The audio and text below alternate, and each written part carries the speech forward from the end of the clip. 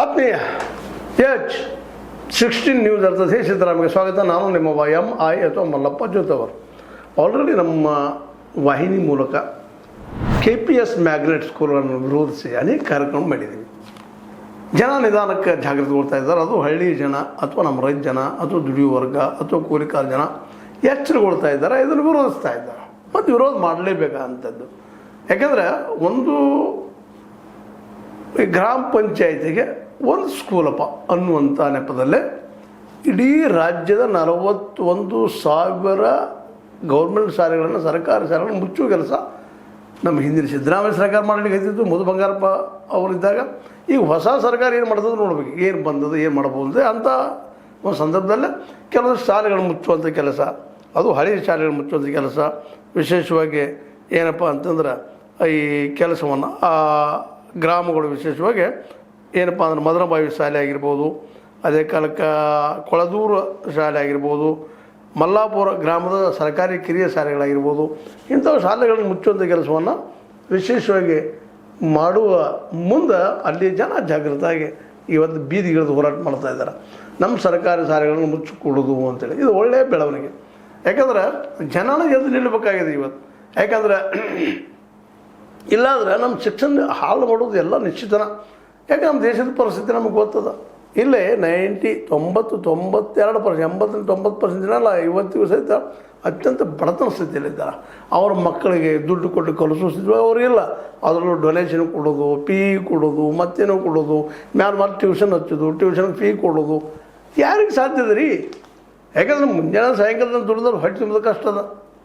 ಅಂಥ ಪ್ರಸಂಗದಾಗ ಇಷ್ಟೆಲ್ಲ ಫೀ ಕೊಟ್ಟ ಕಾಶಿಯವರ ಹತ್ರಕ್ಕೆ ಹೋಗಿ ಮತ್ತು ಆ ಮಕ್ಕಳಿಗೆ ಆ ಡ್ರೆಸ್ಸುಗಳನ್ನ ಕೊಡಿಸಿ, ಪುಸ್ತಕಗಳನ್ನ ಕೊಡಿಸಿ, ಅದ ವರ್ಷಕ್ಕೆ ಕಡಿಮೆ ಬಾ ಅಂತಂದ್ರು ಸಹಿತ 30-40 ಸಾವಿರ 50 ಸಾವಿರ ಮತ್ತೇನು ದೊಡ್ಡ ದೊಡ್ಡ ಪಟ್ಟಣಗಳಲ್ಲಿ ಲಕ್ಷಗಳೇ 2 ಲಕ್ಷಗಳೇ ಖರ್ಚು ಮಾಡ್ತಾರೆ.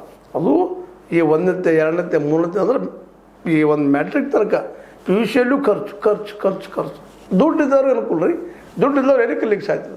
ಇಂಥ ಪ್ರಸಂಗದಲ್ಲಿ ನಾವು ಸರ್ಕಾರದ ಒಂದು ಹೆಲ್ಪ್ ಮಾಡಿ ತಿಳ್ಕೊಂಡು 41,000 ಶಾಲೆಗಳನ್ನು ಮುಚ್ಚೋಗದ ಒಂದು ಕೆಲವು 1,000-2,000 ಶಾಲೆಗಳು ಮಾಡಿ ಎರಡದಪ್ಪ ಗ್ರಾಮ ಪಂಚಾಯತಿಗೆ ಒಂದು ಲೋವರ್ ಗೇಜ್ ಅಪ್ಪರ್ ಗೇಜ್ ಹಿಡ್ಕೊಂಡು ಅಪ್ ಟು 12th ತನಕ ಮಾಡ್ತೀವಿ, 1200 ಮಂದಿ ತೊಗೋತೀವಿ ಅಂತ.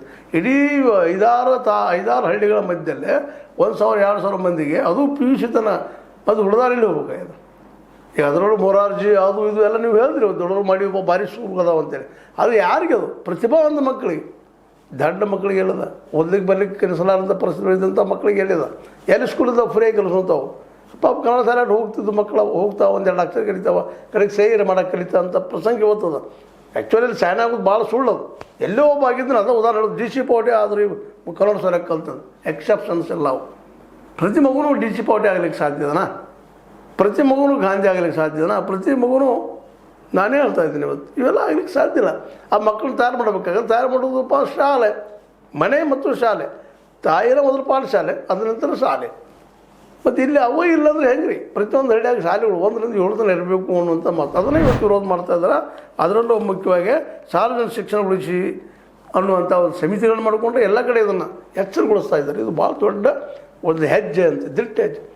ಶಿಕ್ಷಣ ಬೇಕಾಗಿದೆ ನಮಗೆ, ಫ್ರೀ ಶಿಕ್ಷಣ ಆಗಬೇಕು, ಸ್ಟ್ಯಾಂಡರ್ಡ್ ಶಿಕ್ಷಣ ಆಗಬೇಕು, ಪ್ರತಿಯೊಬ್ಬರು ಸಿಗಬೇಕು ಅನ್ನೋದು ಇವತ್ತು ನಮ್ಮ ಜನರಲ್ಲಿ ಮೂಡ್ತಾ ಇದೆ. ಅದು ಭಾಳ ಮಹತ್ವದ್ದು. ಇದು ಆಗಲೇಬೇಕು. ನಮ್ಮ ಟ್ಯಾಕ್ಸ್ ತೊಗೊಳ್ತಾರೆ ರೀ ಅವರು. ಇವ್ರದ್ದು ಹೆಂಗೆ ನಡೀತಪ್ಪ ಇವ್ರ ಸರ್ಕಾರ? ಯಾರವ್ರ ಮನೆಯಿಂದ ಹಾಕ್ತಾರೆ? ಇಷ್ಟೆಲ್ಲ ಮಿನಿಸ್ಟರ್ಸ್ ಅದಾರೆ, ಇಷ್ಟು ಮಂದಿ ಶಾಸಕರು ಅದಾರೆ. ಯಾವ ಶಾಸಕರು ಒಂದು MP ಗಳು ತಮ್ಮ ಮನೆಯಿಂದ ದುಡ್ಡು ಹಾಕ್ತಾರೆ ರೀ? ನಮ್ಮ ಟ್ಯಾಕ್ಸ್ ತೊಗೊಂಡು ನಮ್ಗೆ ಖರ್ಚು ಮಾಡೋದು. ಇದನ್ನು ನಾವು ಕೇಳಬೇಕಾಗಿದೆ ಇವತ್ತು. ಏನು ಅವ್ರು ನಮ್ಗೆ ಉಪಕಾರ ಮಾಡ್ತಾ ಇಲ್ಲ. ಇವತ್ತು ಏನು DK ಶಿವಕುಮಾರ್ ಬಂದಿರ್ಬೋದು, ಹಿಂದೆ ಸಿದ್ದರಾಮಯ್ಯ ಇರ್ಬೋದು, ಮ್ಯಾಲಲ್ಲೇ ಮೋದಿಯವ್ರು ಇರ್ಬೋದು, ಅದು ಮತ್ತಾರು ಇರ್ಬೋದು. ಅವ್ರು ಯಾರೂ ಅವ್ರ ಮನೆಯಿಂದ ದುಡ್ಡು ತಂದು ಹಾಕೋದಿಲ್ಲ. ನಮ್ಮ ಟ್ಯಾಕ್ಸ್ ವರ್ಷಕ್ಕೆ ನಾವು 48-50 ಲಕ್ಷ ಟ್ಯಾಕ್ಸ್ ಕೊಡ್ತೀವಿ ನಾವು ಸೆಂಟ್ರಲ್ ಗೌರ್ಮೆಂಟ್ಗೆ ಎಲ್ಲರೂ ಕೂಡ. ಇಲ್ಲಿ ಮತ್ತೆ ಬೇರೆ ಇವ್ರು ಟ್ಯಾಕ್ಸ್ ಇರ್ತಾರೆ, ವ್ಯಾಟ ಅದು ಇದು ಅಂತೇಳಿ ಶಸ್ತ್ರ ಸೆಂಟ್ರಲ್ ಗೌರ್ಮೆಂಟ್ದವ್ರು ಪ್ರತಿಯೊಂದಕ್ಕೂ ನಾವು ಟ್ಯಾಕ್ಸ್ ಕೊಡ್ತೀವಿ. ಮತ್ತು ನಮ್ಮ ಮಕ್ಕಳಿಗೆ ಫ್ರೀಯಾಗಿ ಎಜುಕೇಷನ್ ಕೊಡೋದು ಮತ್ತು ಎದಕ್ಕೆ ಖರ್ಚು ಮಾಡ್ತಾರೆ ಇವರು? ರೋಡಿಗೆ, ರೋಡ, ಸೇತುವೆ ಇಷ್ಟಕ್ಕೆ ಮುಗಿದೋಗ್ಬಿಡ್ತು. ಉಳಿದ ಪರಿಸ್ಥಿತಿ ಏನು ರೀ? ಶಿಕ್ಷಣಕ್ಕೆ ಏನು ಖರ್ಚು ಮಾಡ್ತೀರಿ ನೀವು? 2% ರೂಪಾಯಿದಾಗ 2 ಪೈಸೆ, ಅದು 100 ರೂಪಾಯಿದಾಗ 2 ರೂಪಾಯಿ.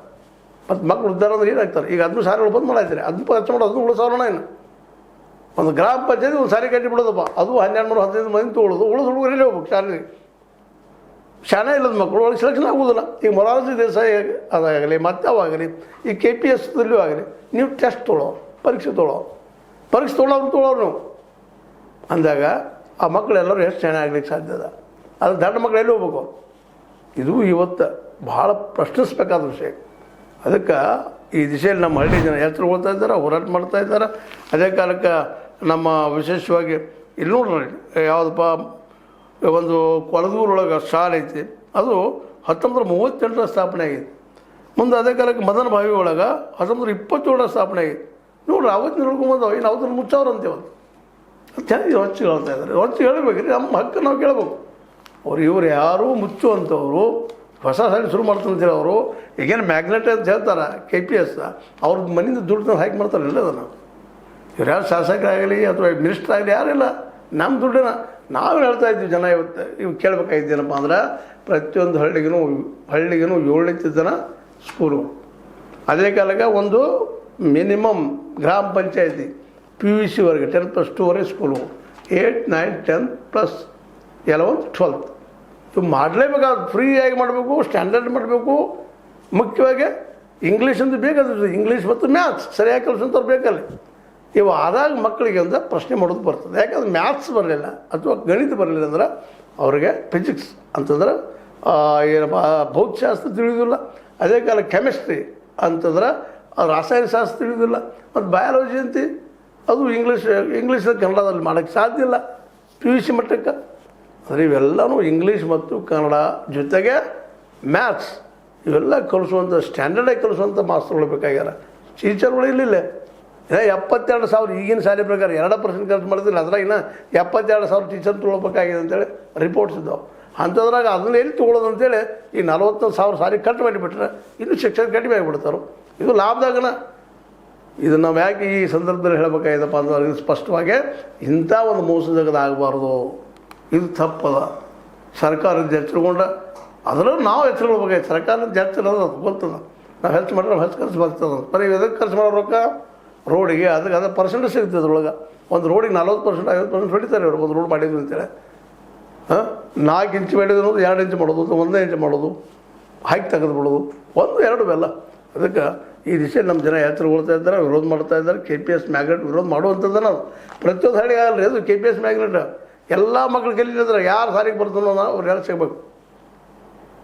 ಇವು MBBS ಈಗ ಎಲ್ಲನೂ ಯಾರು ಕಲಿತಂತ ಅವ್ರು ಸಿಗಬೇಕು ಅವಕಾಶ. ಫೇಲ್ ಆಗಿ ಹೋಗಲ್ಲ ಅವ್ರು ದಾಟಿರ್ತಾರೆ, ಏನು ತಕರಾರ ಇಲ್ಲ. ಅವ್ರಿಗೆಲ್ಲ ಅವಕಾಶ ಸಿಗ್ಬೇಕು. ಅಂದಾಗ ನಾವು ಚೈನಾ ಜೊತೆ ಕಾಂಪಿಟೇಷನ್ ಮಾಡೋಕ್ಕೆ ಸಾಧ್ಯ ಇದೆ, ಅಮೇರಿಕ ಜೊತೆ ಕಾಂಪಿಟೇಷನ್ ಮಾಡೋಕ್ಕೆ ಸಾಧ್ಯ ಇದೆ. ವಿಶ್ವಗುರು ನಾವು ಬಾರಿ ಎಲ್ರಿ ಬಾರಿ. ಪಾಪ ಕನ್ನಡ ಮಾಧ್ಯಮದಲ್ಲೋ ಮರಾಠಿ ಮಾಧ್ಯಮದಲ್ಲೋ ಇನ್ನೊಂದು ಮಾಧ್ಯಮದಲ್ಲಿ ಕಲಿಯುವಂಥ ಮಕ್ಕಳಿಗೆ ವಿಶ್ವಜ್ಞಾನ ತಿಳಿಲಾರದೆ ಇವತ್ತು ಪಾಪ ಮಕ್ಕಳೇನಾಗ್ಯಾರಪ್ಪ ಅಂದ್ರೆ ಇಂಗ್ಲೀಷ್ ಸರಿಯಾಗಿ ಬರಲಾರ್ದಕ್ಕೆ ಒದ್ದಾಡ್ತಾ ಇದ್ದಾರೆ. ಇವೆಲ್ಲವೂ ಇವತ್ತು ಶಿಕ್ಷಣ ತಜ್ಞರ ಅಭ್ಯಾಸ ಮಾಡಿ ಇಂಗ್ಲೀಷ್, ಗಣಿತ ಮತ್ತು ಕನ್ನಡ ನಮ್ಮ ಮಾತೃಭಾಷೆ ನಮ್ಮದ ಕಲಿಯುವಂಥದ್ದು ಅವಶ್ಯದ.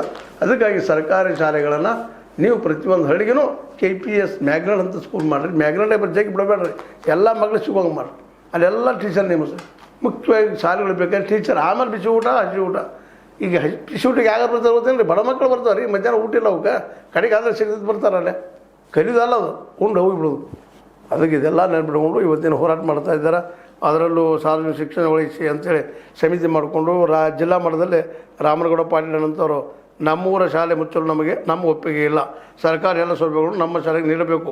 ಬಡ ಮಕ್ಕಳನ್ನು ಬೇರೆ ಊರಿಗೆ ಕಳಿಸಲು ಸಾಧ್ಯವಿಲ್ಲ ಅದು ಸ್ಪಷ್ಟವಾಗಿ ಜನರ ಮುಂದೆ ಸರ್ಕಾರ ಮುಂದೆ ತಮ್ಮ ಬೇಡಿಕೆ ನೀಡ್ತಾ ಇದ್ದಾರೆ. ಮತ್ತು ಸತ್ಯನಾದದು ಆ ದಿಶೆಯಲ್ಲಿ AIDSO ಜಿಲ್ಲಾ ಸಂಚಾಲಕ ಮಹೇಶ್ ಬಿಳೂರು ಅವರು ಸಹಿತ ಮಾತಾಡಿ ಸರ್ಕಾರ ಸಾರ್ವಜನಿಕ ಶಿಕ್ಷಣ ವ್ಯವಸ್ಥೆಯನ್ನು ಬಲಪಡಿಸುವ ಬದಲು ಗ್ರಾಮೀಣ ಪ್ರದೇಶಗಳಲ್ಲಿರುವ ಹಳೆಯ ಶಾಲೆಗಳನ್ನು ಮುಚ್ಚುವ ಮೂಲಕ ಬಡ ಮಕ್ಕಳ ಶಿಕ್ಷಣಕ್ಕೆ ತೊಂದರೆ ಉಂಟು ಮಾಡುತ್ತಿದೆ ಅಂತ ಆರೋಪ ಮಾಡಿದ್ದಾರೆ. ಒಂದು ಸತ್ಯನೋದು ಆರೋಪ ಅಲ್ಲ, ಫ್ಯಾಕ್ಟ್. ಈ ಎಲ್ಲ ದಿಶೆಯಲ್ಲೇ KPS ಮ್ಯಾಗ್ನೆಟ್ ಪ್ರತಿ ಸ್ಕೂಲ್ ಆಗಲಿ ಮ್ಯಾಗ್ನೆಟ್ ತೆಗಿರೋದು. KPS Karnataka public school Kannada ಮತ್ತು ಇಂಗ್ಲೀಷ್ ಜೊತೆಗೆ ಮ್ಯಾಥ್ಸ್ ಬರಲೇಬೇಕು. ಹಂಗೆ ಮಕ್ಕಳನ್ನ ತಯಾರು ಮಾಡಿದ್ರೆ ಒಂದು ಸ್ಟ್ಯಾಂಡರ್ಡಾಗಿ ತಯಾರು ಮಾಡಿದ್ರೆ ನಾಳೆ ಪಾಪ ಕಾಂಪಿಟೇಷನ್ ಮಾಡ್ತಾರೆ ಮಕ್ಕಳು, ಎಲ್ಲ ಬದುಕ್ತಾರೆ.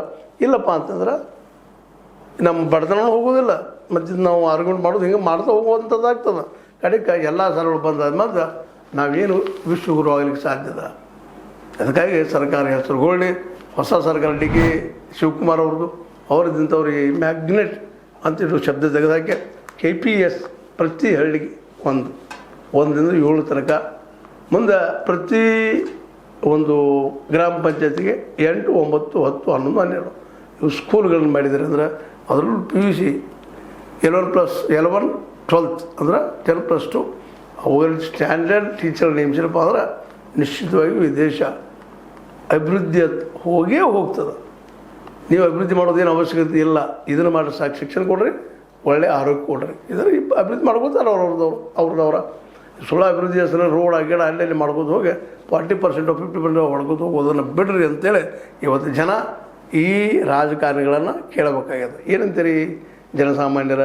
ನಾ ಮಾತಾಡಿ ಸುಳ್ಳು ಅಂತೇಳಿ ಸುಳ್ಳು ಕರೆಯೋದ್ರಿ ಏನ್ರಿ ಮಾತಾಡ್ತಾ ಇರ್ರಿ, ತಿಳಿಸ್ತಾ ಇರ್ರಿ, ನಮ್ಮ ಜೊತೆ ಕಾಮೆಂಟ್ ಮಾಡ್ತಾ ಇರ್ರಿ. ಇದು ಯಾಕಪ್ಪ ಅಂತಂದ್ರೆ ನಿಮಗಾಗಿರುತ್ತಿರುವಂಥ H16 ಅಥವಾ ಥರ ನೋಡ್ತಾ ಇರಿ, ಮತ್ತು ಇದನ್ನು ಸಬ್ಸ್ಕ್ರೈಬ್ ಮಾಡ್ತಾಯಿರಿ, ಮತ್ತು ಶೇರ್ ಮಾಡ್ತಾಯಿರಿ ಅಂತ ಹೇಳ್ತಾ H16 ನ್ಯೂಸ್ ಅರ್ಥಾತ್ ಸೀತಾರಾಮ್ ಸತ್ಯದ ಕೈಗಳಲ್ಲಿ ವಂದನೆಗಳು.